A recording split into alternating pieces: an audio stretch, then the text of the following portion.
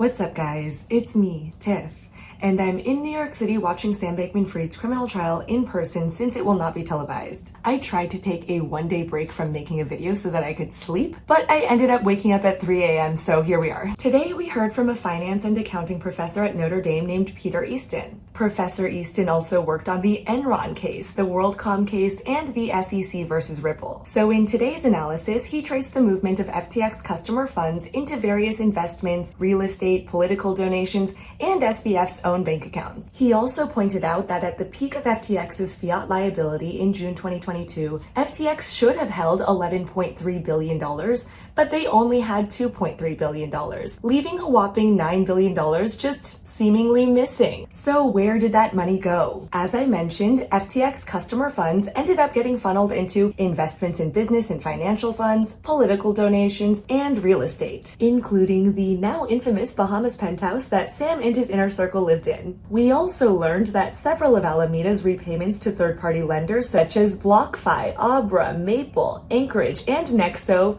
came 100% from FTX customer funds. Thankfully, though, for Alameda's repayments to Celsius and Voyager, only the majority came from customer funds. So in total, 68% of Alameda's repayments to third-party lenders came from FTX customer funds. We also learned that 100% of Alameda's investment into Modulo Capital, a hedge fund founded by Sam Bankman-Fried's former flame, Lily Zhang, came from FTX customer funds. And these payments were made in late September, less than 2 months before FTX and Alameda's implosion. Alameda's investment into Anthony Scaramucci's Skybridge Capital, as well as investments into Genesis Digital, K5, Anthropic, Dave Inc., and Robinhood all also largely came from FTX customer funds. We also saw that several political donations by Ryan Salem and from Nishad Singh may have also largely come from FTX customer funds. In relation to this portion of the testimony, we also viewed an email from Barbara Fried, Sam Bankman-Fried's mother, who actually had a weird little outburst at me yesterday, and I might get into that in another video. In the email, Barbara states, "Since this is going to our 527 and hence is disclosed, I'm assuming that Nishad would be the better person to have his name on it." Nishad says, "Sounds good. I'm happy to pledge the $1 million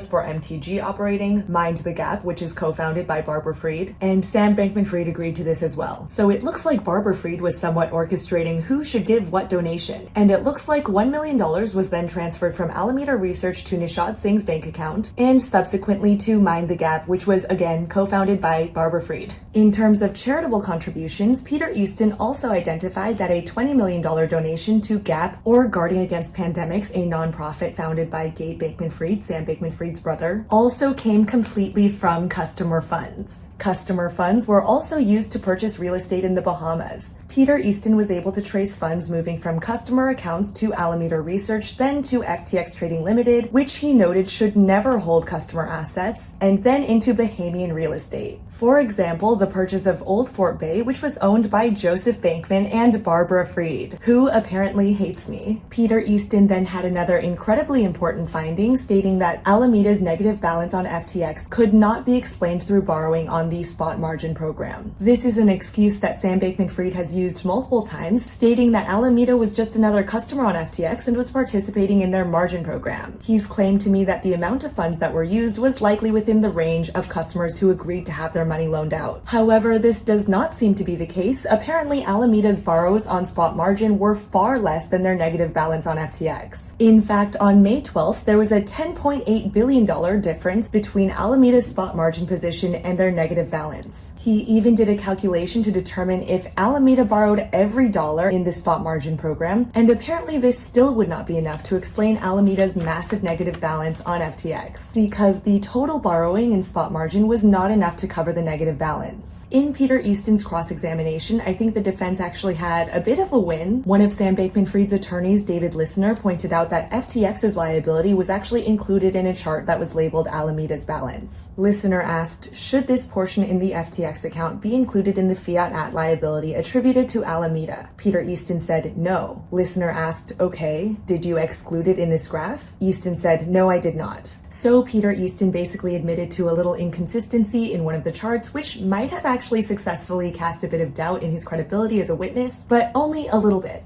Anyway, I'm heading back to court today. I will keep you guys updated. I might make another video on Barbara Fried's little outburst at me yesterday. It was very strange. So if you'd like to follow along, feel free to follow me on YouTube, Twitter, Substack, etc. I love you all so very much, and I will talk to you all very, very soon. Bye.